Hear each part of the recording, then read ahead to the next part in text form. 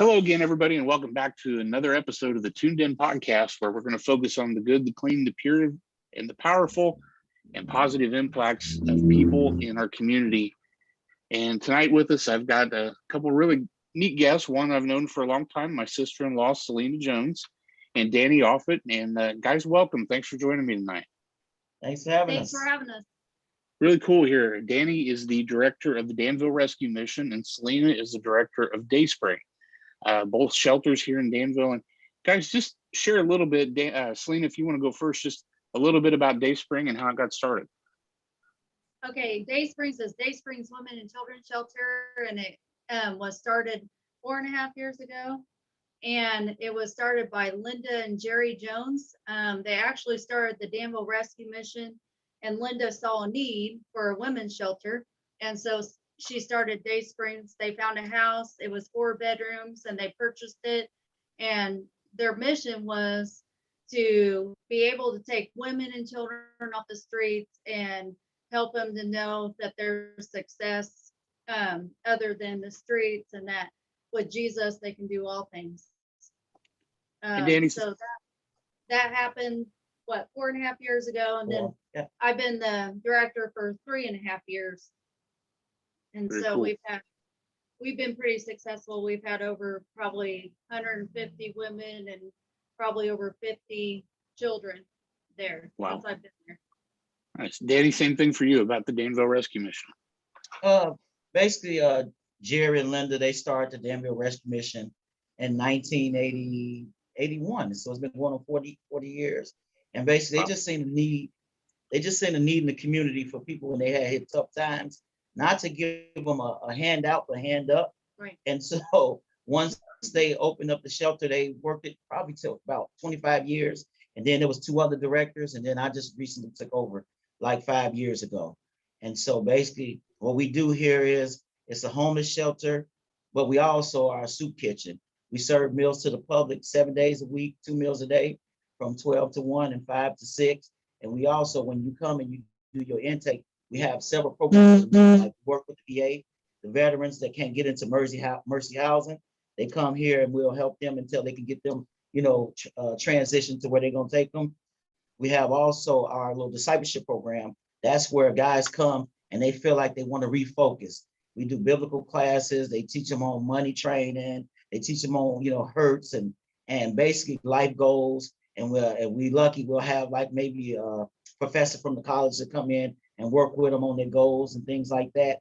And so once we get them started on that, we'll transition them out maybe about 4 or 5 months, where they'll start looking for work, looking for an apartment. And then once they find work in the apartment, they can stay here for a couple more months to save up their money until, they have enough to get an apartment and a car and, hey, get them back into society, working again. And we also have a transit program. These are for people that come in and say, hey, I want to come in, get some money and get out of here. And so we allow that too. Some people might come in and get a job and they can go stay with a family member or get an apartment, and within the next week and they can go as well. And then Did you talk about that? That's the first thing I talked about, such a program. So talk a little bit, both of you guys, what's your background? How did you get to be where you're at today? What was your education like, and what kind of got you into where you are? You want to go first, or you want me to? I'll go first. Basically, I'm graduated from DAC.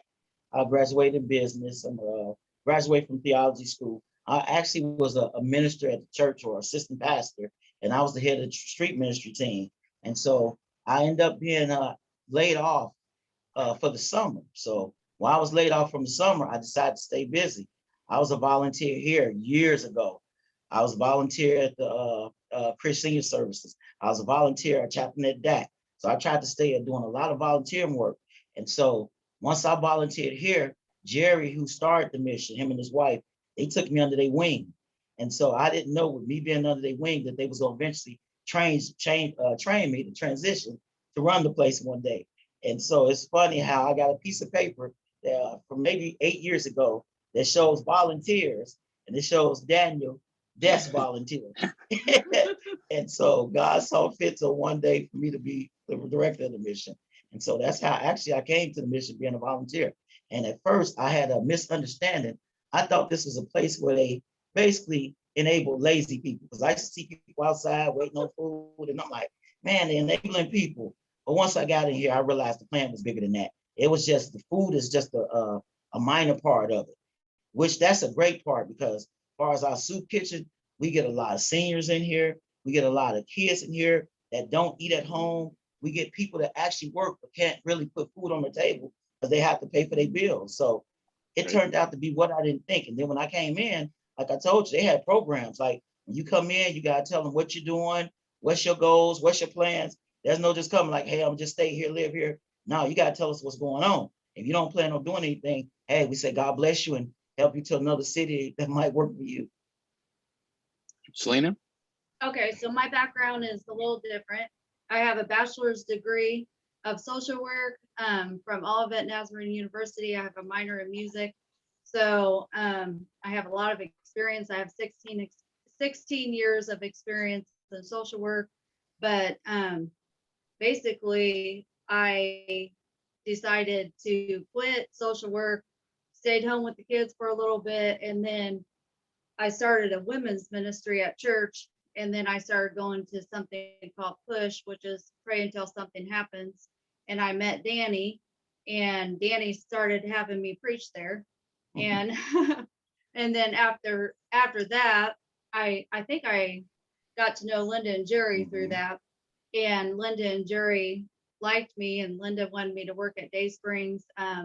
The first time that she asked me, I said no. The second time Danny asked me to be the director, he said, pray about it. You got what, 3 days? And so I prayed about it. He gave me 3 days.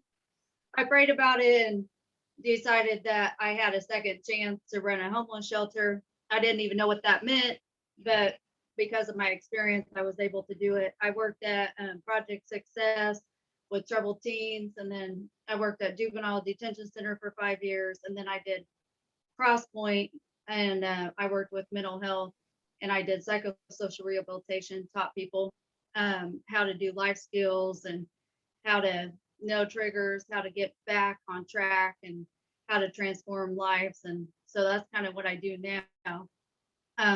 Through the rescue mission, I was able to get my ministry license. I was ordained through Fire School Ministries. I took classes. Yeah. And so I'm an ordained minister now, and I can preach and teach Bible classes and everything. Really cool. I would like for you guys to share a little bit, and Salena, if you want to take this one first. So when somebody comes to you about entering your facility, right, what's kind of the onboarding? Talk a little bit about the process, what you have to go through to bring somebody inside to the organization. Okay, so the process is a little different now because of COVID. We all love COVID. Right. They have to get a COVID test. They have to be negative. And then the process is we do a background check. We do an intake that takes about 30 to 45 minutes. Basically, it kind of shows me what happened to them, why they're in their situation, if they have a high school diploma, if they have bills that they need to pay, things like that, so that we can equip them and help them. And then they can't be a sex offender. Women can't be a sex offender. They can't have domestic violence. They can't have arson, which people are like, what? People actually start fires? I said, yeah. I've had women that actually come and have a history of arson. And wow. Then, of course, if they have mental health issues, they have to be stable in order to enter Dayspring. So the reason why we don't, I'm sorry, the reason why we don't accept domestic violence is because we're a ministry. We have volunteers, we have ministers that work at Dayspring. And so they don't have the training to work with women who have been in domestic violence. And we have a shelter here, the Y, that has a domestic violence shelter. And so we send them there, and they get the help that they need, and they take classes there. Now, if they're over, if they don't have any beds, then of course they can come to Dayspring, and then I send them to the domestic violence classes through there. So Gotcha. they can be equipped. Gotcha. Danny, same question to you. What's the onboarding process or the intake process rather for you guys there? Basically the same thing. When they come, they got to have a negative COVID test, because of COVID. Then when they sit down and do the intake packet, we found out about them. Then we basically do a background check. That's not to judge them on the history. We just can't have any, you can't be on the registry, the sexual registry. Because sometimes we have kids here, or we used to have a peer court here, kids from peer court. And then once we look on your records, you can't have arson because of our insurance, you can't be an arsonist. And so basically, if you have arsony or you're not on the sexual registry, we basically talk with you and find out which program we got suits you best. And then once the staff get together, we say, okay, a guy might want to be in one program, but we'll realize that he really ain't, that's not a fit for him. He needs to be in another program. And so we'll put him in the program. And then I would say after a week, we'll meet back up with them again and find out what they're doing, if they're trying to establish their goals, or have they made any plans of getting things set. And so 9 times out of 10, within that first week, they'll kind of let us know what they got in motion, what they want to do, how they plan on achieving their goals. And then we just follow up with them each week about what's going on. But like I said, the process, as long as we got beds available and you're not, on the registry or arsonist, we're going to let you in and we're going to work with you. But our main goal is not to give a person a fish, but teach them how to fish.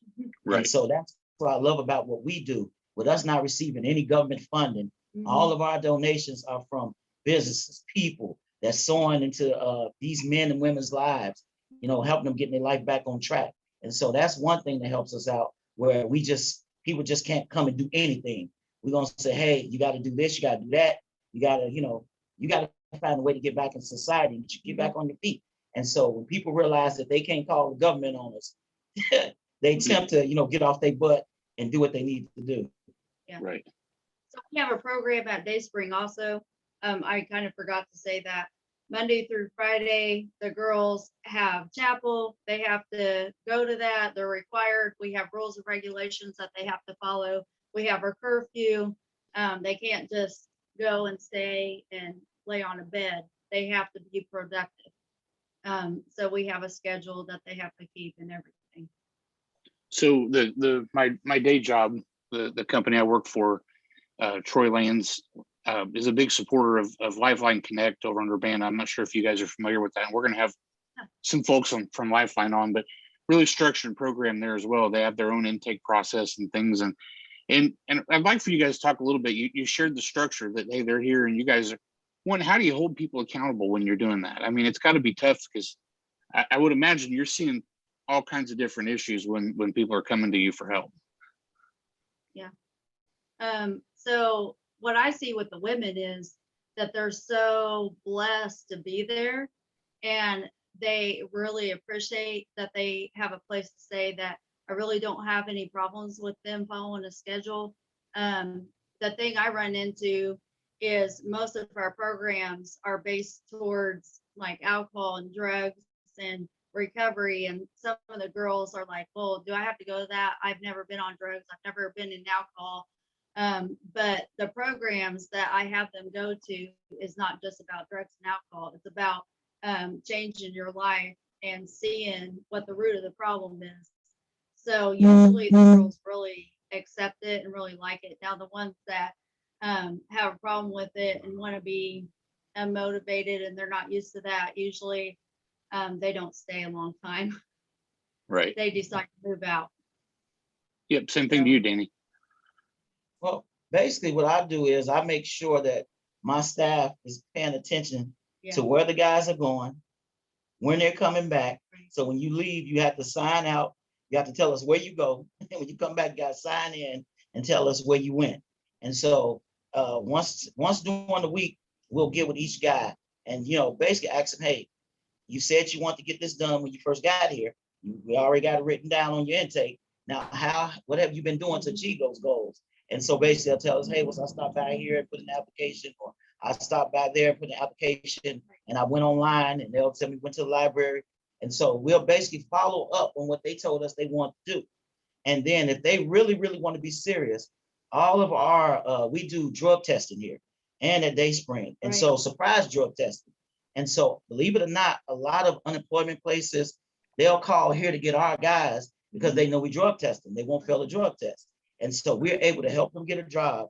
And then with our partnership with landlords in the community, the housing authority, not the project buildings, but their buildings they have downtown, they'll get our guys and girls in, and no, that'll be a great start for them to get an apartment while they got a job, and then move up from there. They can move out. And so the process is just making sure we keep everybody accountable. Right. But with our discipleship program, that's the unique one. If you really want to be serious, you can stay up to a year. You see what I'm saying? And we follow you through the whole process where we're helping you save your money. Well, we helping you get an apartment. We helping you, get furniture. We helping you get a car. We helping you go back to school. And through that whole 1 year, you graduate at the end of the year. And basically, most of the people that graduated from our program, they come back and be mentors. And actually, most of them are staff members here now. So that's a great thing. That's a huge, that tells volumes, right? I mean, it just speaks volumes about the program and the success that you're doing that. I mean, to have people come back and help others that have been there and done that and been through that. I mean, that's kudos to you. That's fantastic, man. That's really great. Yeah. So another thing I want to touch on before you move on. A lot of people think that these shelters are just from Danville. It's funny how when I do a count of how many people we got and where you're from, I would say 80% of the people are from different cities all over. Like, yeah, we have girls calling from Chicago. Yes. Yeah. So it's important that we're, I thank God for the work that we're doing, that our name is starting to travel, that people will actually pay for bus tickets for people to come all over the country to Dayspring or to the rescue mission. And like I said, we've had people here from Sammy was from Laos. This guy's citizenship. We had a guy from Russia. We had a guy from Israel, a guy from Africa. Like, you'll be surprised how they come from all over just to be a part of these ministries, because this is not like the way we do it. It's not like your normal homeless shelter. It's almost like a college level, where when they come, they it's a TV, you got your own bed, you got a cook that cook 3 times a day. So it's a pretty good setup for people to get back on their feet. That's really cool. Salena, what's a normal and average stay for somebody at Dayspring? Like, how long? He just mentioned up to a year if they're in the discipleship program, but is it similar for you? Yeah, it's really up to them and how hard they want to work and how much they're motivated. Like, I have a girl right now that's probably only been there a month and she's already got an apartment. She's moving out April 1st. So, it just depends on their motivation. Usually, like, I have one girl stay a year, but she's getting her GED, but it depends on what they're doing. I don't really put a time limit on them, because I know each person they come from a unique experience in the streets. So sometimes it takes longer for someone to get back on track, So I don't put a time limit, but I would say average is about 4 months. So I had a girl that stayed a year. No, go ahead. Yeah, I had a girl that stayed a year and a half. So wow. Yeah. So in speaking with some of the guys, with some of the guys that have come through Lifeline, some of the guys that have come through Lifeline Connect, the program I talked about a while ago, their minimum stay is 12 months. It's an in-house men's residential rehabilitation treatment center, and it's faith-based as well. And some of the stories that I've heard from these guys that that I've been able to meet are just incredible stories. But I'd like for you to contrast a place that's not faith-based compared to what you see a difference in the faith-based organization and what that means to people. I would say the accountability. Yeah. Like, when I look at our success rate, our biggest success rate is with the guys that's in our discipleship program. That's when they have to do more biblical classes, go out and clean up the community, go to NA, go to the Alpha, go to different programs that Christians go to. And so those guys are more apt to, when they go, those are the ones that come back and mentor. But the ones that's basically in our transit program, they try to get out and hurry up and leave. They're just here because they want to have a roof over their head. Right. They end up like a revolving door. They keep coming back and back and back. And when I compare us to other missions I've seen that's not faith-based, there's no accountability. And so those same people go back out into the world, get jobs, and they fall right back into the same trap. And they just keep going back over and over and over and over again. And so that's the big difference for me. Like, hey, it's the accountability. And we still love them. Like we don't, every man and every woman, we treat everybody with respect. But we're not going to enable you, and we're not going to let you give up on yourself. Right. I think with the women, it's value and security and self-esteem. I see that with us, it's more about ministry and Jesus can save you. Jesus will change your life. You have value in the kingdom. And I think with women, that speaks to them, and they feel like, oh, somebody loves me, somebody cares about me. And so they have, when they move out, they have all the support from all these churches that pour into them and minister to the women and the children. And they, you know, it's a family atmosphere. I think with other homeless shelters, government based, they can't be that connect. There's not that connection there. It's just, hey, we're gonna help you, we're gonna get you back on your feet, and then you can go on your way. You know, we're not gonna really love you like you need to be loved. And I think that's what a lot of people look for, that love. And I don't see that in other shelters. I'm not saying that doesn't happen, but it's different when you have a ministry based homeless shelter. Right. In both of these shelters, it's not about the money. Right. And so that's what they know. Like, it's not about the money. Like that's why I'm grateful for every man and every woman that work in these ministries. It's not about the money for them. Right. It's all about helping people. Yeah, exactly. Well, I think there's a huge difference in the experience that I've dealt with these guys from Lifeline. That's been my limited experience. But, you know, several of those guys have been in and out of treatment centers and detox centers, and nothing took, right, until they came there. And the director there, I'm going to go out on a limb, and I think you probably remind me a lot of him, Danny, just from what I know of him. I mean, you got to be tough when you got to be, right. And you got to show them that there is love and there's a bigger meaning to why they're here. That's right. Yep.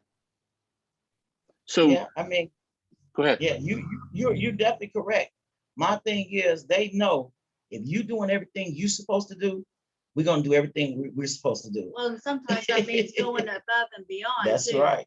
Like, So, go ahead. like I had this girl just recently, and I love her to death, and she's a prostitute, and she was in meth really bad, and she came to me, and she's come to me 4 times. And this time she's like, I really need help. And I'm like, well, you've said that before, and I've tried to help you. And she's like, no, I really want help this time. I want to be there for my son. And I said, okay. So we did everything to help her. We put her in a hotel room so that when rehab opened up, she could go to rehab. We took her to rehab. She got kicked out of rehab. They put her in a mental hospital. And then after the mental hospital, they got her stable. And then I took her to another halfway house. And it's amazing how well she's doing. But it's because of trust. You know, she trusts us to help her because she knows that we love her. So. Yep. And is it a big deal for you guys and me in the business world, right? When you have people that you're working with or that are working for you, you have to instill confidence in them too, right? And how big a deal is it for them to know that you've got their back, right? And that, how do you teach people confidence? I teach people confidence by letting them know, do your job as if I'm around the whole time. And if you do your job like I'm around the whole time, I'm gonna let you do your job. Because we would have never hired these people if we didn't think they couldn't do the job. And so as long as we show them confidence, and I always let them know, when you're in this type of business, most people, this is a unique ministry. We're dealing with people coming off drugs, alcohol, people been molested when they were younger, people that's going off divorce, people that society said there was nobody. So these people sometimes can lash out. And so we have to let everybody know, don't be in your feelings. Right. You know, handle everything professionally. Now, if you feel like you hurt, come talk to me later. Well, I'll pray for you. We'll talk about it later, but never let them see you get emotional out there on the floor. You know, so always stay professional. Right. And with Dayspring, that confidence level, I have people that are doing well become a trusted resident. It gives them a little more accountability, gives them a little more responsibility. So they work their way up. Another thing is, we have new directions coming and teaching trauma class, because sometimes the women, well, most of the time, the women that come through there, the reason why they have lack of confidence is because of the trauma that they've been in. And so we started this new trauma class through New Directions, and it's been really good for the girls. It helps them gain that confidence back. It helps them put their past in the past and start new. Sometimes the reason why girls keep on going back to Dayspring is because they keep going back into the same situation. Like domestic violence, it takes 7 times in the cycle for a girl to get out of domestic violence. Well, with this trauma course, it takes it so deep to the root of the problem so that they can figure it out and get rid of it and move on and be, transformed. You make that sound very easy, but it's not, right? I mean, it's a Oh, it can be a long process, right? oh yeah, it's a long process. I think right now the trauma course is 10 weeks, I think. Yep. So So, but yeah. talk a little bit about Salena, if you would. When you're sending people to a trauma course or any of these other issues that people have come to you with, right? It's I think the big difference I want to touch on is the difference between the faith-based and not. It's not just sending them through the trauma course, right? It's teaching them that other part, and so that they have that self-worth and know that somebody really cares about them. You said it a minute ago that how much of a focus is that for you guys? Like, is that, I know how, Salena, I know how important your faith is to you, that, how do you teach people that God is there for them when it's been so rough for them? Because when they've been through a rough spot, right, it's real easy to turn the other way and not go there at all. So how do you help kind of lead them back to where they can get that feeling again? I think it's through your testimony. With my life, I always talk about how Jesus has helped me, and I think that helps the girls understand what Jesus can really do in your life, how he can lead you and he can do the impossible, and he values you and gives you identity. And just teaching the girls in that Bible class every day how much Jesus loves them, and it's through example. Me and the staff, we all have testimonies. We all share that with people that come in. So it gives them hope. Jesus is hope. So I think that's what it is about, really. Yeah. Same thing for you, Danny? Basically, like Salena said, leading by example and them knowing that we all have a testimony and we all have a story. It's just ironic that, years ago when I was young and hard-headed, I experienced being homeless. I experienced, getting caught up with gangs and doing drugs and things like that.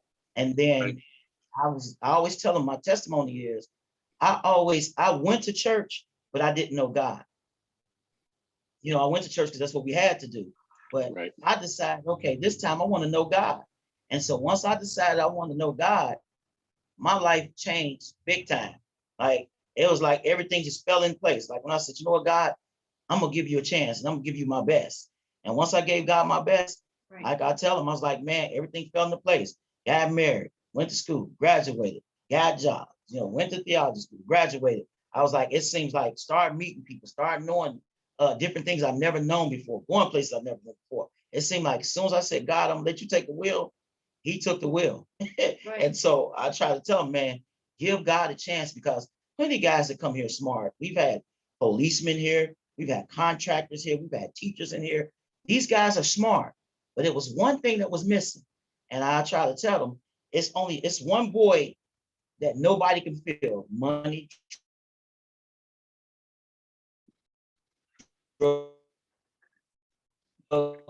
people, a spouse. Void, God will let void. It's gonna work out for you. And I guarantee you, those that listen to me, they've always came back and said, man, I thank you.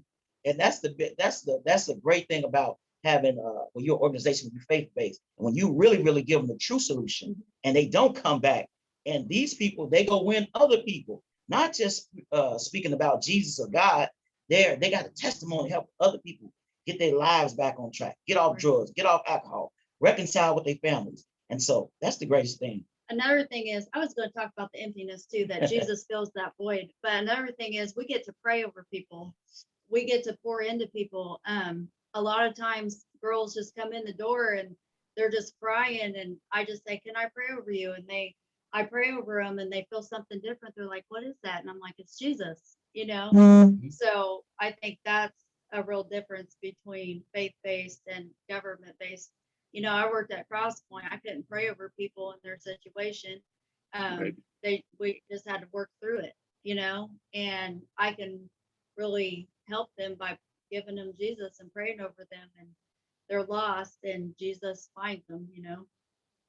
And the amazing thing about it is, Eric, we don't turn anybody down.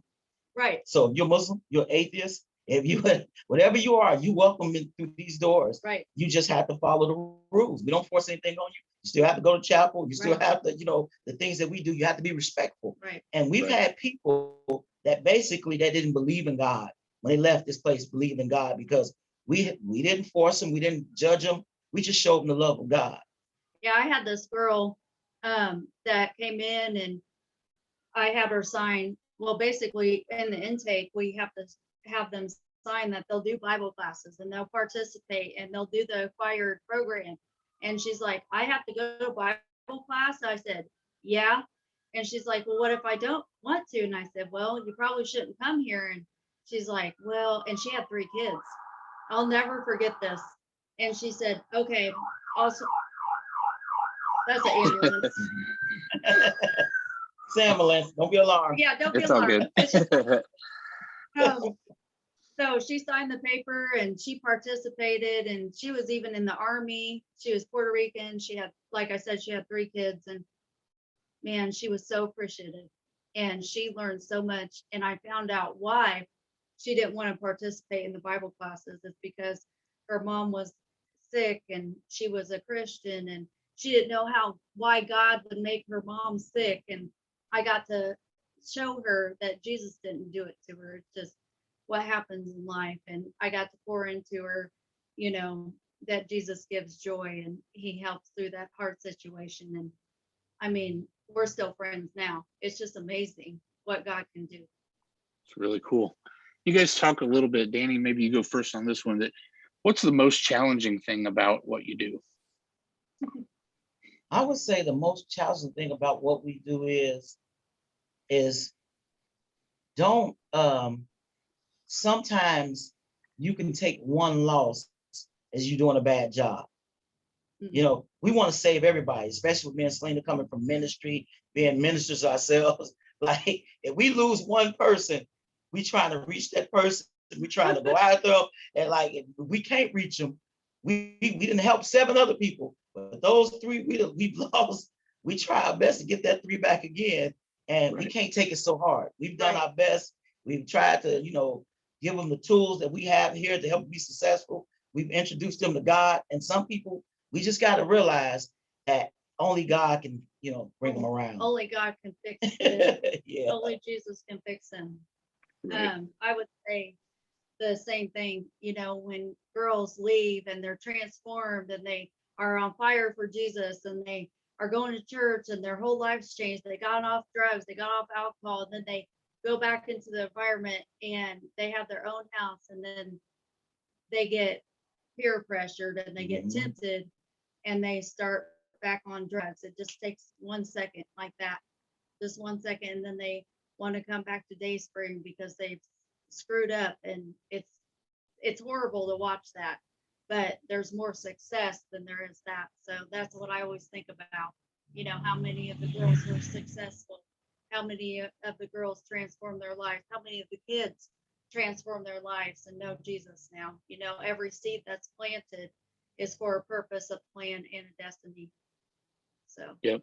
I think it's easy for somebody on the outside to look at somebody who's gone through rehab or treatment, or, you know, for any kind of an addiction, like, oh, wow, it's so easy to pass judgment on that person, right? But like you just said, Celine, it's so quick, something can happen to anybody. And man, Right. you're right there too. Right. I think it was so sad. About 2 weeks ago, I was trying to help this woman and her boyfriend, and the boyfriend was so high on meth, and he was out of his mind. And I said, "Oh, I'm going to call an ambulance," because he was looking at a dumpster. I've never seen anything like this. He was just staring at a dumpster. He didn't know where he was. He didn't know his name, and he had bad drugs. I mean, what drugs are bad, but bad drugs. I always laugh about that, because all drugs are bad, but it was Right. laced with something, and he Oh, was just man. staring at the dumpster. And I'm like, I told the girlfriend, I said, I'm gonna call the ambulance because he's not right. She goes, don't even bother. And I'm like, what do you mean? And she's like, when he goes in the hospital, they're not going to help him. It's just, because he's on drugs. And I thought, that's the problem. We have such a stigma in America when it comes to homeless, when it comes to drug addicts, alcoholics. We have such a stigma, but they do have souls. They're just in bad situations, and they need Yep. somebody just to guide them and help them. And that guy ended up going to rehab. So a church ended up helping them. So that was good. That's awesome. Prosper. Yeah. I'll ask you guys to share a success story. I'll share one that I know of from Lifeline. One of the guys lived out of state. He was addicted, been through treatment, went back, relapsed. He was actually dead. They had to do CPR on him to get him back. And now he even ministers in his church, right? He's a sales guy for us, and just a That's fantastic guy. And it's like you said, Salena, to give these people a chance, to anything can happen, right? You make one wrong decision, but to know that you can give somebody a chance and let them turn their life around and get back those things that we take for granted, right? right. The being married and having the kids and getting to do all that stuff. Right. So share a couple of success stories that you guys both know, kind of not a rags to riches, but somebody that really had those problems and turned their life around. We got point take. When I first started, I was the program director over the program, over the men, meaning their activities, making sure they go to class, making sure they get chores done. And there was a guy, we're good friends right now, named Felix Velasquez. He was a Puerto Rican guy from the south side of Chicago, rough neighborhood. He had a $300 a day heroin problem. Wow. He came here, got his life together, and look, the state had took his daughter. Once he finished this program, and this program is known throughout, the state, and especially at the courthouse. Once he finished this program, they gave him his daughter back. Now he's married, got another child on the way. He started his own construction company because he's very good with building things, called Integrity Construction. And now he hires some of the guys that work here. Right. Oh, wow. And so that was amazing. How cool is that? We had a guy named Scott. Scott is originally from Danville, but he moved to Los Angeles. He was a dean at a college. Got hooked on prescription pills, lost everything, lost his family, came here, was in our discipleship program. God got him back on his feet. He started working in Westville, and then he got rehired by the school that fired him, and he went back to Los Angeles. Wow. So, and now he's doing great. So that's like two other stories. Jim.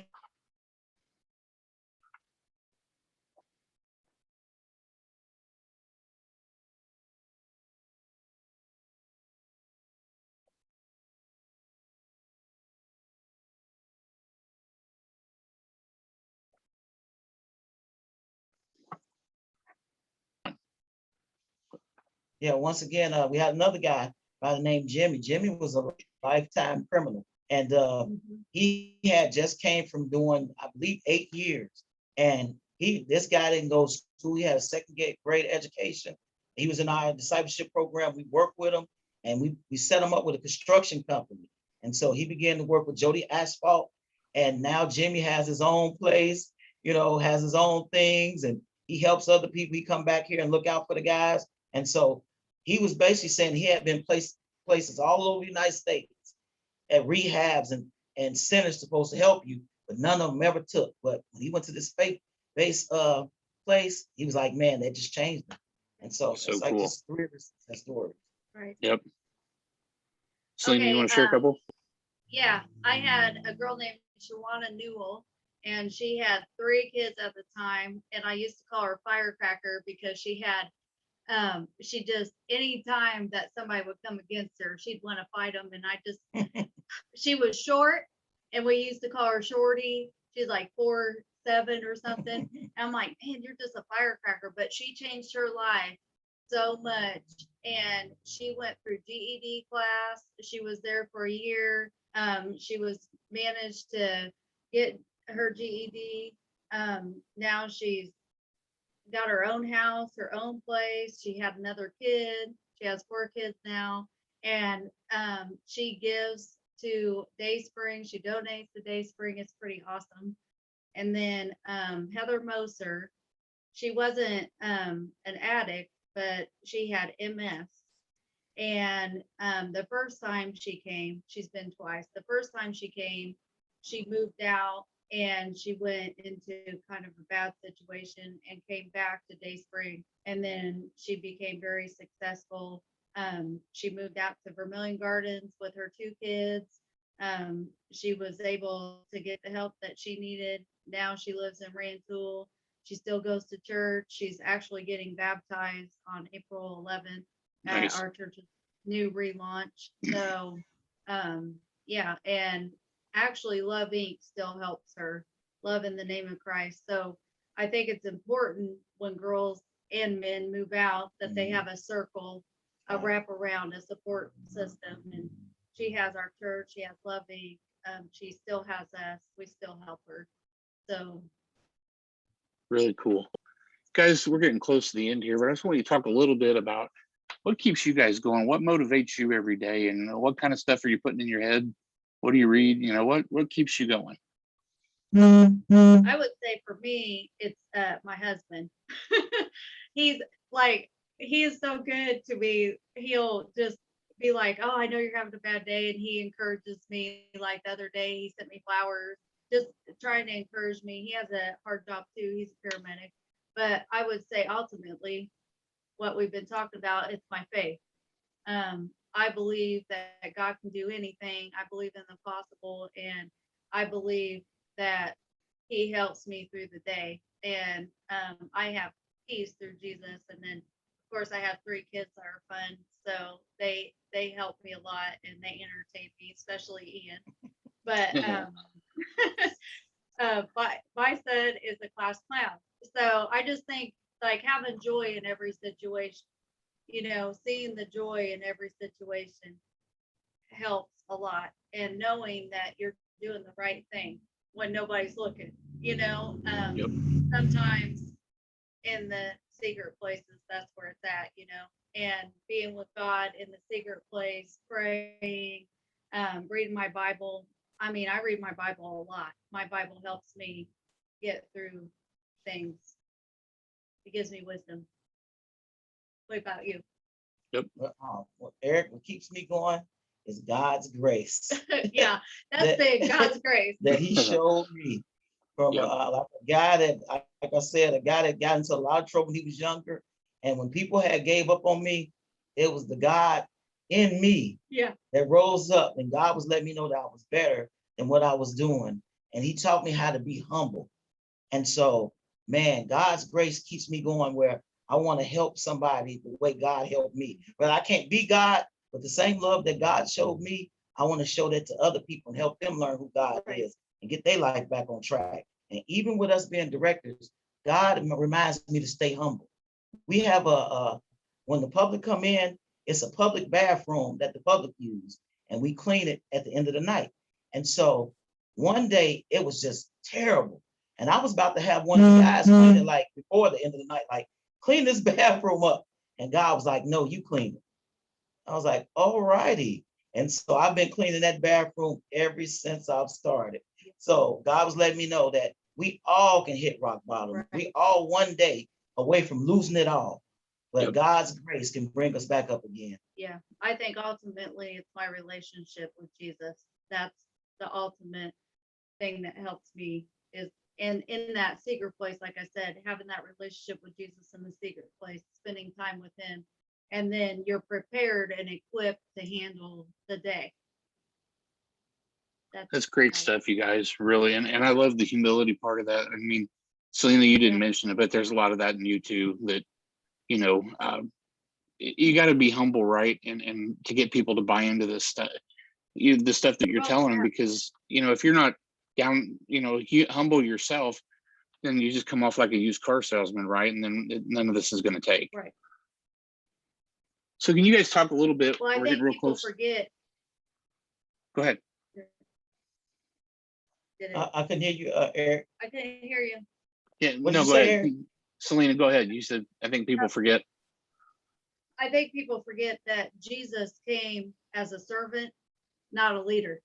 And he came to serve, and we're supposed to be the hand and feet of Jesus. And we're here to serve.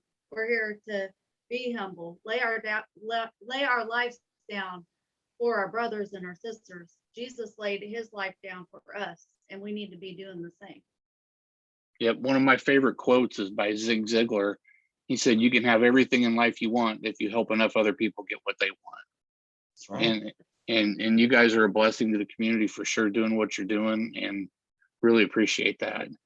I'd like to we're getting close to done, but I'd like for you just to tell if people would like to donate to the rescue mission or to Dayspring, how do they do that? Danny? You can send to our PO box at 1485 Danville, Illinois, area code 61832, or you can go to Facebook and look us up, Danville Rescue Mission or Dayspring Women and Children Shelter, or you can go Google us at danvillemission.com, or if you want to donate online, you can do that when you go to our danvillemission.com, the link that can show you how to donate online. You can mail it in to our actual physical address at 834 North Bowman or 213 North Bowman. And I tell people, no gift, I don't care how big or small, is not, we appreciate it. That's right. You know, we appreciate everything people do. And it's because of the people that these two ministries are still open now. When I first started and I heard that they didn't have government funding, I'm like, what? No government funding? No, the people said, hey, we're going to help take care of the people that come in this building, and we trust you guys to do the right thing with the resources. And over 40 years, it's still been going. Yep, that's right.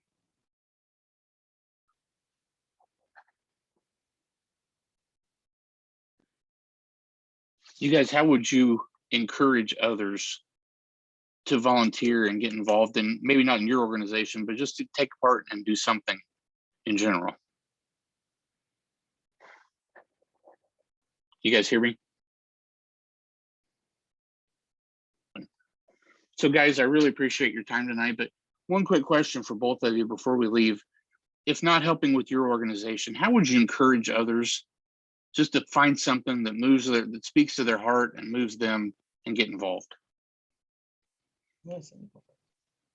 I would say whatever their passion is. If their passion is children, go somewhere and volunteer and help the children. You know, it's the next generation. If it's just reading books to the children, do it. You know, you can always be an example wherever you go. You know, helping people in Walmart, even, you know, with their shopping or whatever, just doing something special for the community. Volunteering at the food pantries, volunteering, you know, picking up trash, anything like that, just so that you're a part and you show that this community is important and that you do love people here. Here at Dayspring, you know, they can volunteer, they can come and clean, they can mentor the girls, they can mentor the children, anything. I'd love anyone to come and volunteer. We need volunteers. And all I would say is ask yourself, if it was me, would I want someone to help me? So that's in whatever area. Rather, if you see somebody that needs help picking, you know, raking their yard, or if you see somebody need help, you know, mentoring, you know, one of their kids, or if you see somebody need help with, you know, maybe groceries or just a pep talk.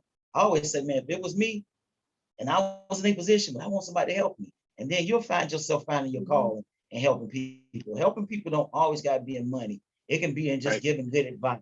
It can be in just a smile. It can be in a, hey man, encouraging people, you know. So always ask yourself, if it was me. Pastor Jeremy said on Sunday that this stuck to me. He said, what if Jesus just put you on earth to help one person? What if your destiny was only to help one person? We can't miss that opportunity. So Right. Boy, that's great. Guys, this is Daniel Offett and Salena Jones. I really appreciate you guys coming on tonight and Thank sharing about your faith and your missions. And you guys really are a blessing to the community, and we really appreciate it. Yeah. Thanks, guys. We'll talk to you again soon. All right. Okay. Have a good week, Eric.